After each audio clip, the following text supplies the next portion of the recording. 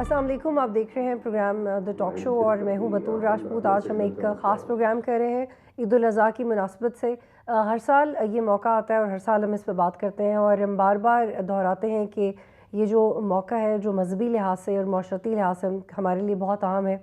इसका असल पैगाम क्या है? हम अपने इर्द गिर्द देखते हैं कि कभी कोई कुर्बानी अफोर्ड नहीं कर रहा होता तो कभी किसी की बॉडी लैंग्वेज या किसी की बात करने के तरीके में हमें शो ऑफ ज़्यादा नज़र आता है। और सोशल मीडिया के दौर में लोगों पे ये प्रेशर भी बहुत बढ़ गया है कि किसके पास कितना पैसा है, कौन क्या कर सकता है।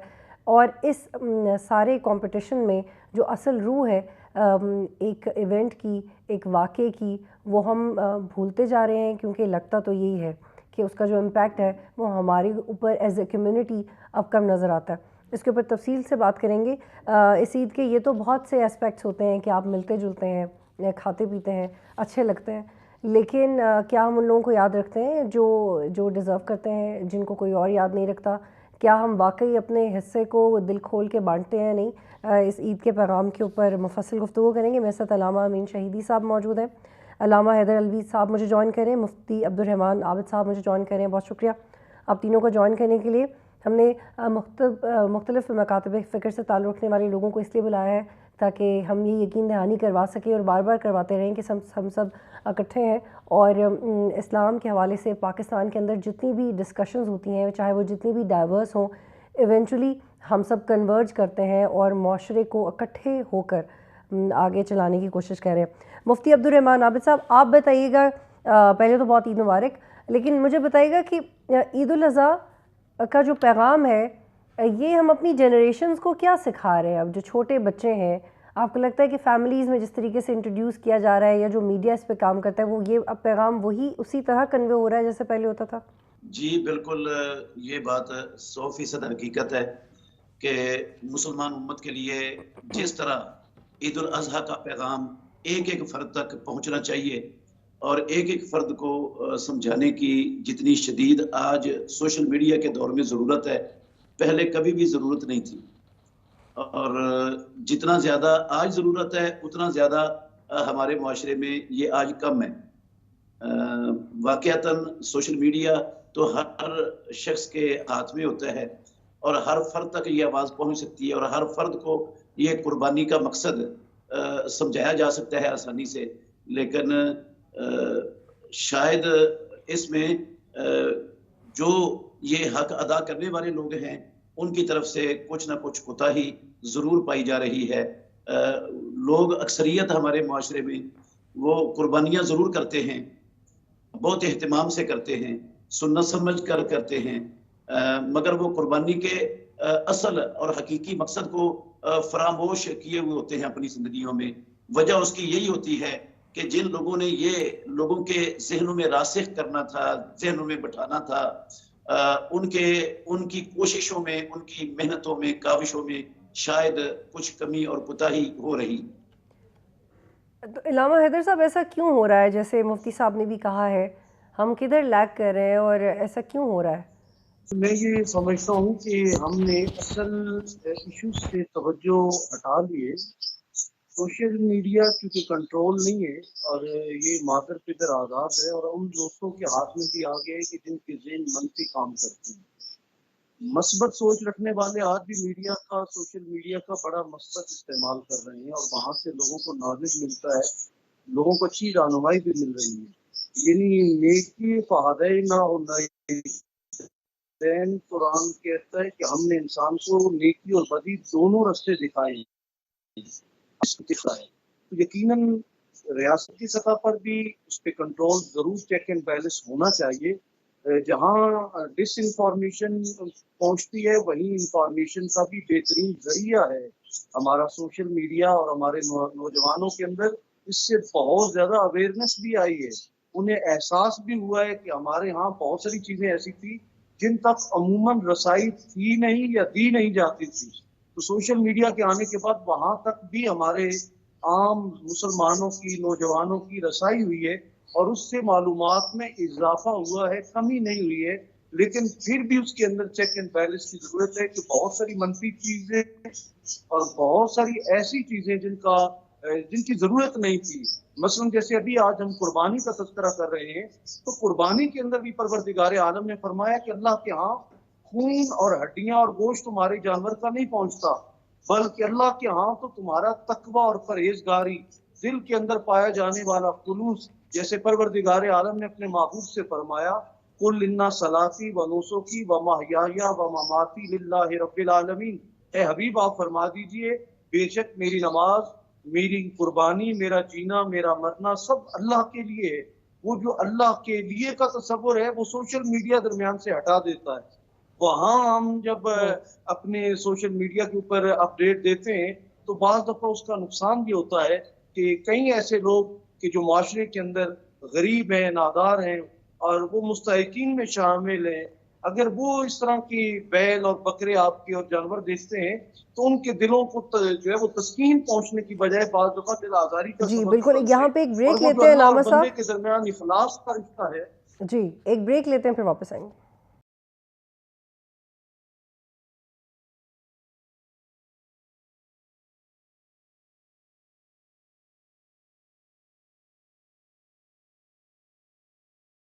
प्रोग्राम में खुश आमदीद। जी अमीन शहीदी साहब, जैसे पहले भी ब्रेक से पहले भी डिस्कशन हो रही थी कि जो ईद का असल पैगाम है वो कहाँ है। हम देखते हैं कि बड़े एक अजीबो गरीब सा कल्चर अब बहुत फैल रहा है कि जी जानवर का साइज़ कितना है। हमें सोशल मीडिया पे भी, टीवी पे भी ऐसी रिपोर्ट्स नज़र आती हैं कि देखिए इतने लाख का जानवर है, और प्रॉबेबली ऐसे जानवर भी हमें देखने को मिले जिनकी प्राइस करोड़ों में है। तो ये जो इसका ये वाला एस्पेक्ट है, ये कितना डिस्टर्बिंग है और कितना गैर ज़रूरी है। बिस्मिल्लाहिर्रहमानिर्रहीम। देखिए, असल बात जो समझने की है वो ये है कि अल्लाह की तरफ से जो दीन इंसान की फलाह और सआदत के लिए आता है वो इंसान की ज़रूरतों को सामने रखता है, इंसान की तरक्की के मौक़े को सामने रखता है, इंसान को इंसान बनाना चाहता है, इंसान के अंदर से हैवानियत का ख़ात्मा करना चाहता है। हैवानियत और इंसानियत में बुनियादी फ़र्क यही है कि हैवान अपने लिए जीता है और इंसान दूसरों के लिए। इंसान इसलिए इंसान कहलाता है कि उसके अंदर अक्ल है, उसके अंदर ईसार है, उसके अंदर मोहब्बत है, उसके अंदर दूसरों के लिए मर मिटने का जज्बा है, उसके अंदर वैल्यूज़ और अक़दार से मोहब्बत है, उसके अंदर सच्चाई से मोहब्बत है, उसके अंदर हक़ से मोहब्बत है, उसके अंदर बुराई से, जुल्म से, जबर से, करप्शन से, दूसरों पर जुल्म करने से नफ़रत है। ये वो अक़दार और वैल्यूज़ हैं जिन्हें अल्लाह तबारक व तआला इंसानों के अंदर ज़िंदा करना चाहता है। इसलिए जितनी भी इबादात हैं वो इबादात बुनियादी तौर पर इंसान को हैवानियत से निकालने और इंसानियत की आला और अरफा उन मराहिल और मरातिब तक पहुँचाने के लिए है। कुर्बानी उन्हीं इबादात में से एक इबादत है। कुर्बानी क्या है? अपने इस्माइल को अल्लाह की बारगाह में ज़बह करना। हम हज़रत इब्राहीम अलैहिस्सलाम की सुन्नत करार देते हैं, सुन्नत समझते हैं इस बड़ी ईद पर भेड़, बकरा या किसी भी जानवर को ज़बह करने को।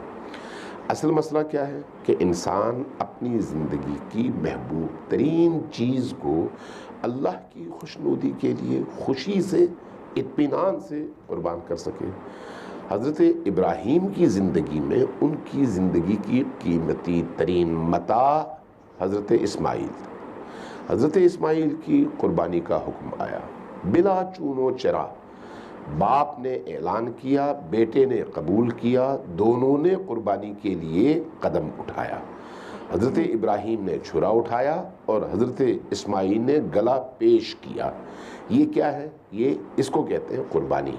हज़रत इब्राहीम ने अपने इस्माइल को कुर्बान किया और हज़रत इस्माइल ने अपनी कीमती तरीन मता, जिसको जान कहते हैं, उसको कुर्बान करने का अज़्म किया और अपने आप को कुर्बानी के लिए पेश किया। हाँ, जब अल्लाह ने इन दोनों हस्तियों के दिलों को टटोला और देखा, इम्तहान में ये कामयाब हुए, तो بھیڑ آ گیا حضرت اسماعیل کی جگہ۔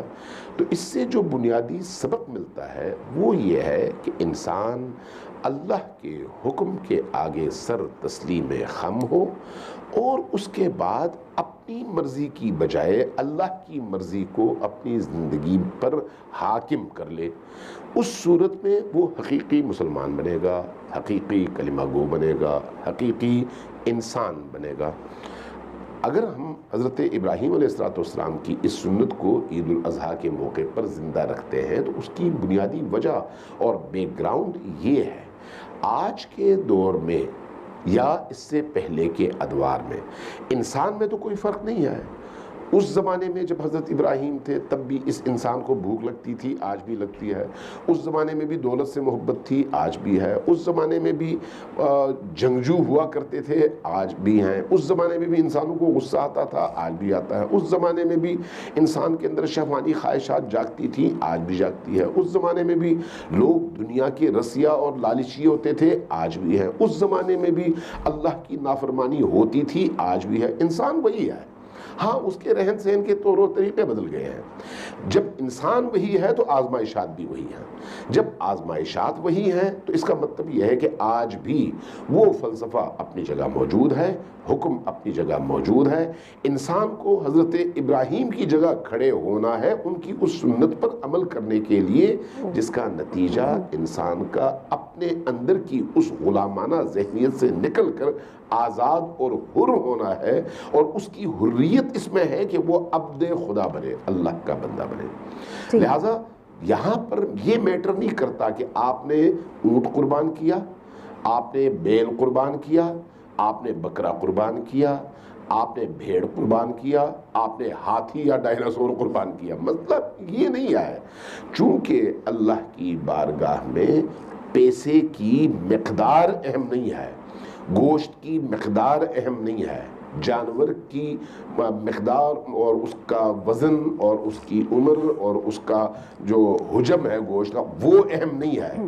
اللہ کی بارگاہ میں انسان کا اخلاص اہم ہے، اس کی پاکیزگی اہم ہے، اس کا حلال کے رستے پر گامزن ہونا اہم ہے، اس کا اللہ کی اطاعت میں اپنے آپ کو پیش کرنا اہم ہے، اس کا کسی بھی جانور کی قربانی کے نتیجے میں خود کھانے کی بجائے دوسروں کو اپنے آپ پر ترجیح دینا اہم ہے، اپنے آپ کو بھوکا رکھنا اور دوسرے کا پیٹ بھرنا اہم ہے، دوسروں کو خوشیاں دے کر خوش ہونا اہم ہے۔ یہ وہ ویلیوز اور وہ اقدار ہیں جن کا تعلق انسان سے ہے۔ جو انسان ہے اس کے اندر یہ ویلیوز ہوں گی۔ جو بظاہر انسانی جسم میں روح اس کی حیوانی ہے، کسی بھی جانور کی روح ہے، تو پھر وہ ان اقدار سے ہمیشہ محروم ہوگا۔ لہذا جب ہم اس بات کو سمجھ پائیں گے تو پھر ہم پر قربانی کا فلسفہ بھی واضح ہو جائے گا۔ جی ٹھیک ہے، علامہ صاحب آپ kindly hold you here please. مفتی عبدالرحمان صاحب تھوڑا یہ واضح کریں، میں باقی مہمانوں سے بھی یہ پوچھوں گی کہ قربانی اور کتنے سائز کی قربانی، کس طرح سے اس کے فرائض کیا ہے، کس پہ کتنی قربانی فرض ہے یا کس پہ کس کو گنجائش ہے کہ وہ نہ کرے، اس کی وضاحت کیجیے گا۔ جی، رسول مکرم صلی اللہ علیہ وسلم کا فرمان ہے کہ من وجد ساعتا فلم یضحی فلا یقربن مصلانا۔ جو انسان مسلمان قربانی کی استطاعت رکھتا ہے اور استطاعت رکھنے کے باوجود وہ قربانی نہیں کرتا، وہ ہماری عیدگاہ کے قریب بھی مت آئے۔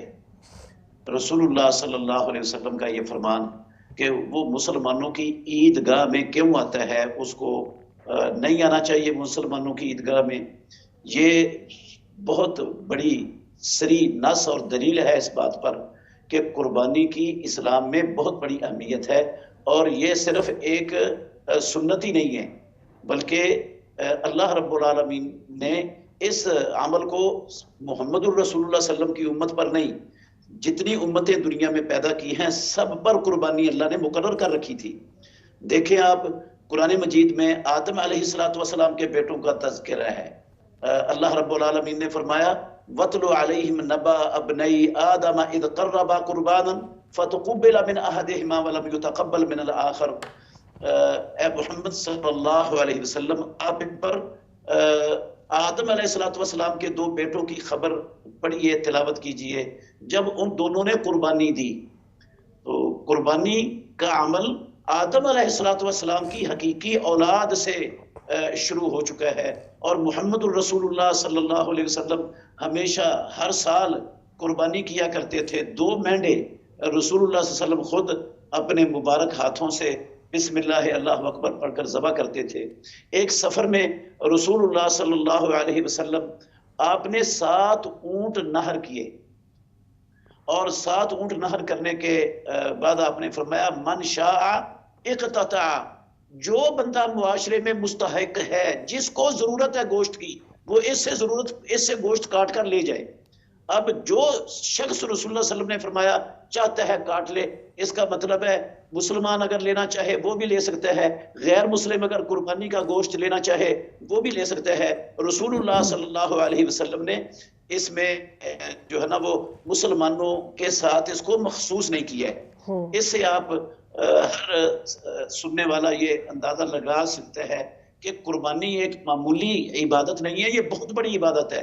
رسول مکرم صلی اللہ علیہ وسلم کے معاشی حالات بہت کمزور تھے، صحابہ کی بھی بہت کمزور تھے، لیکن وہ قربانی کرنے میں کبھی بھی کوتاہی نہیں کرتے تھے، ہمیشہ قربانی اہتمام سے کرتے تھے.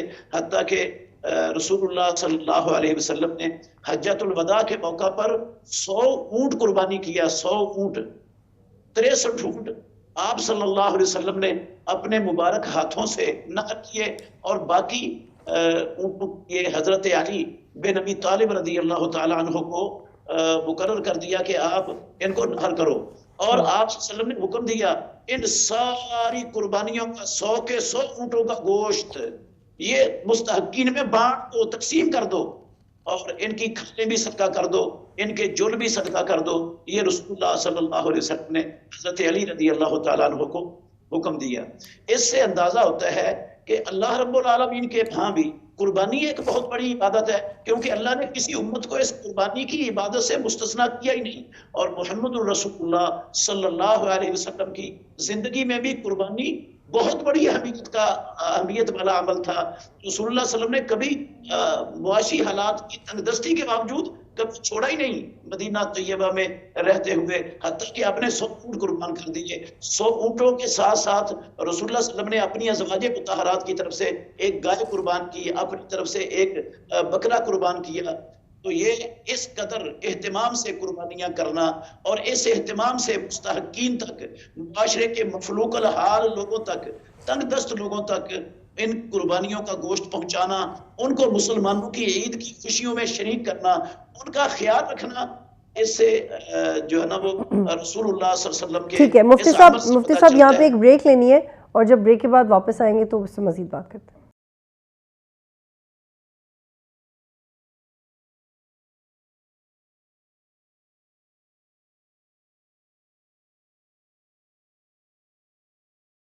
پروگرام میں خوش آمدید.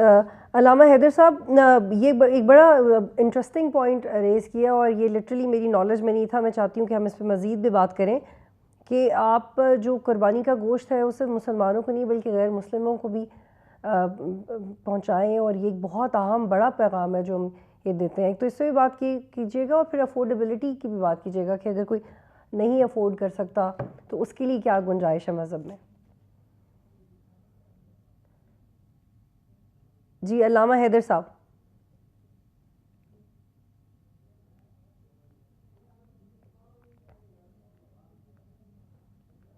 جی علامہ حیدر صاحب، آپ کی آواز نہیں آ رہی ہے.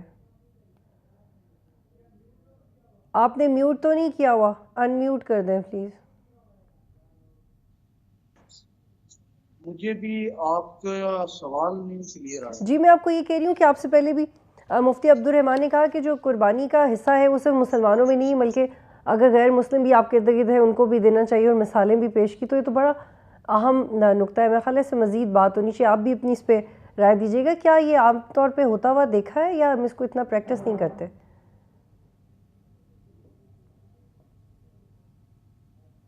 مسلم معاشرے اپنی تمام تہذیب و تمدن کے ساتھ موجود ہیں، وہاں عید فقط خوشیاں سمیٹنے کو نہیں سمجھا جاتا بلکہ خوشیاں بانٹنے کا نام عید ہوتا ہے.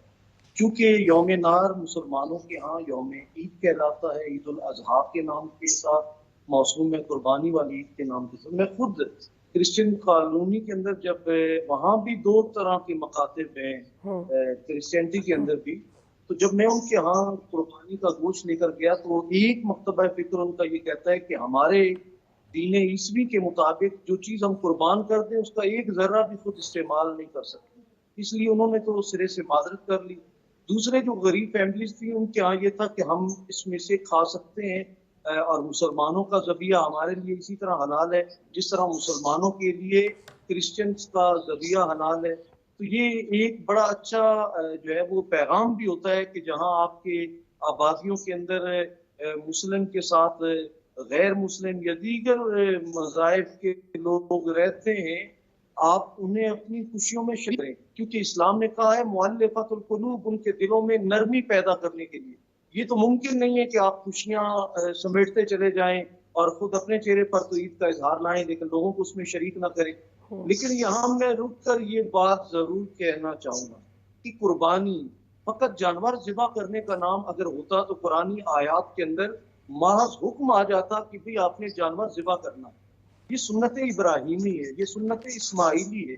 اصل میں وہ باپ اور بیٹے کی گفتگو تھی. اقبال نے اسی کے اوپر کہا تھا کہ یہ فیضان نظر تھا یا کہ مطلب کس نے اسماعیل کو آداب فرزند دی. یہ باپ کا ادب تھا جو بیٹے نے کر کر دکھایا. اور عموماً یہ خواب کا ایک معاملہ تھا کہ حضرت ابراہیم علیہ السلام نے کہا کہ یا بنیا انی اری فی المنام انی اذبحک، اے بیٹے میں نے خواب میں یہ دیکھا ہے کہ میں آپ کو ذبح کر رہا ہوں، ماذا ترا، تیری رائے کیا ہے. اب یہاں دو چیزیں ہیں، ایک تو یہ کہ انبیاء کا خواب بھی بدرجہ وہی ہوتا ہے، عام انسانوں کے جیسا نہیں ہوتا. اور دوسرا باپ نے بیٹے کو حکم نہیں دیا ماذا ترا، تیری رائے کیا ہے.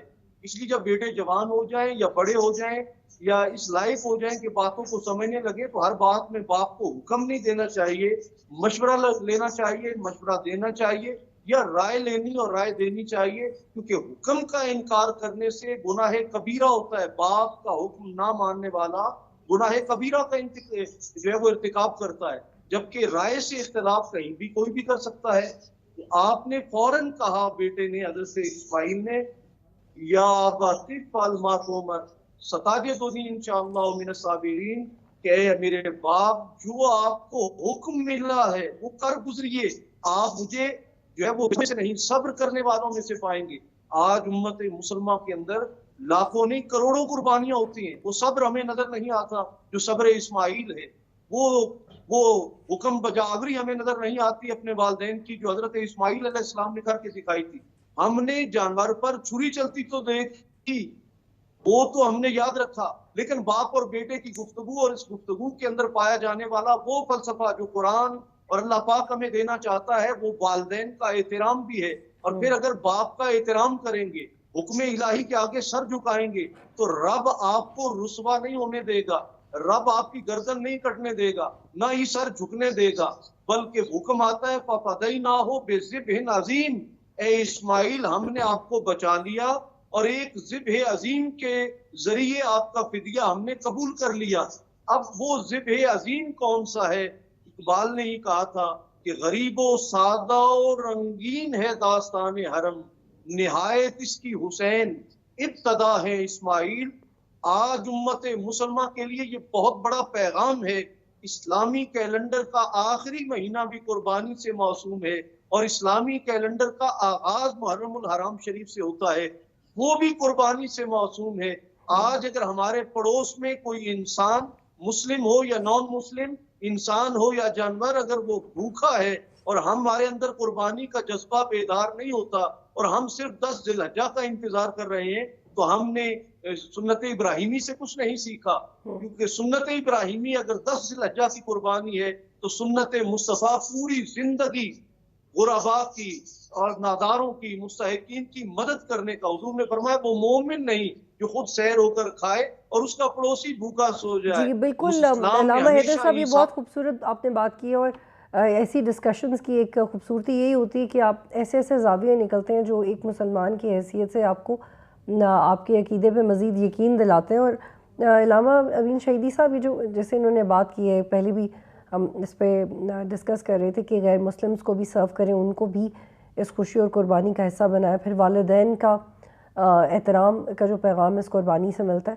لیکن آپ کو لگتا ہے یہ کہ ہم یہ رویے ان کی امپلیمنٹیشن اب کتنی مشکل ہو گئی ہے سوسائٹی میں؟ ایون اب جب بچے بڑے ہوتے ہیں اور سوشل میڈیا پہ میں بار بار اس لیے دھیان دیتی ہوں کہ یہ اس طرح کا میڈیم ہے کہ جس نے ارسپیکٹ آف اینی ایج گروپ سب کو اتنا زیادہ انفلوئنس کیا ہے کہ ہمارا فیملی سسٹم، بچوں کا بڑا ہونا، ریلیجن، یہ سب اس سے افیکٹ ہو رہا ہے. اور آپ کو ایک عجیب و غریب سی فریڈم نظر آئے گی. اگر کوئی ایڈلٹ ہو رہا ہے تو اس کو لگتا ہے کہ اس کو ماں باپ سے کچھ پوچھنے یا بتانے کی ضرورت نہیں ہے، اور یہ رجحان اب بہت زیادہ بڑھتا جا رہا ہے. تو ہم کس طرح سے ماڈرنائز طریقوں سے، ماڈرن طریقے سے اسی پیغام کو آنے والی نسلوں کو اتنے اٹریکٹیو طریقے سے بتا سکتے ہیں؟ کیونکہ آپ آئی ایم شیور آپ اس بات پہ یقین کرتے ہیں کہ مذہب کو بھی آنے والی نسلوں تک بار بار وہی پیغام پہنچانے کے لیے بڑا ضروری ہے کہ ہم دیکھیں کہ ہمارے ارد گرد کیا چل رہا ہے. And I am sorry to say, لیکن یہ we have to understand this کہ آنے والی نسلیں اس کو آرتھوڈاکس اور پرانا نہیں سمجھیں. یہ کتنا امپورٹنٹ ہے کہ اس کو ماڈرنائزڈ وے میں اتنا کنونسنگلی اگلے آنے والی نسلوں کو پہنچائیں کہ وہ اسی چیز کو پھر آگے لے کے جائیں.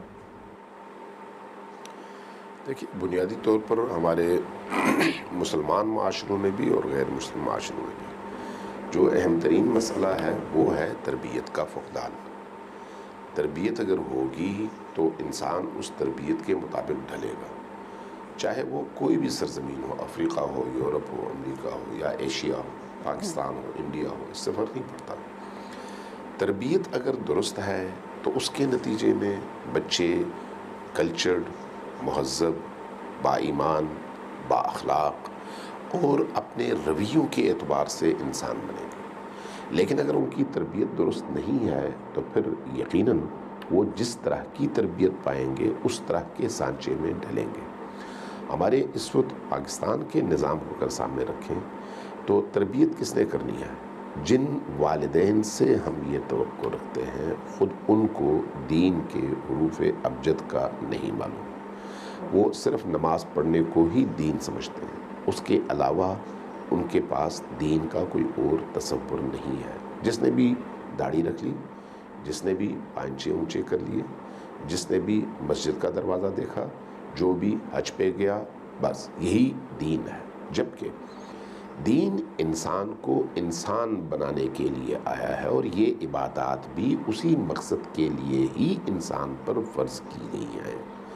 اگر ان عبادات کے پیچھے وہ روح موجود نہ ہو تو ان عبادات کے ذریعے سے انسان نہیں بنتا. جب والدین کی تربیت نہیں ہوگی تو پھر ان بچوں کی کیا تربیت ہوگی؟ اب سوال یہ ہے کہ تربیت کون کرے گا؟ ہمارے ہاں پرانے زمانے میں اگر آپ دیکھیں تو محلوں میں، مساجد میں علماء ہوتے تھے، وہ قرآن کریم کے ذریعے سے، حدیث کے ذریعے سے، سعدی کی کتابیں گلستان، بوستان کے ذریعے سے، قصے کہانیوں کے ذریعے سے، اور مولانا رومی کی حکایات اور مثنوی کے ذریعے سے مختلف علاقوں میں چھوٹے بچوں کی تربیت کرتے تھے اور ان کو وہ مکاتب کہتے تھے. نتیجتاً ایک بچہ جب اس مکتب سے کچھ سیکھ کر نکلتا تھا تو جو چیز وہ سیکھتا تھا وہ انسانی اقدار ہوتی تھی. تو اس کو کوئی ڈگری نہیں ملتی تھی لیکن وہ انسانیت لے کر نکلتا تھا. آج دنیا بھر میں یہی حال ہے اور پاکستان میں بھی اعلیٰ ترین بلڈنگز موجود ہیں، اعلیٰ ترین سسٹمز موجود ہیں ایجوکیشن کے، لیکن ان سسٹمز اور ان بلڈنگز میں ہوتا کیا ہے؟ کیریکٹر بلڈنگ نہیں، بلکہ انسان کو ڈگری دی جاتی ہے. بہت شکریہ تینوں مہمانوں کا پروگرام میں جوائن کرنے کے لیے. ناظرین، پروگرام دیکھنے کا شکریہ. اللہ حافظ.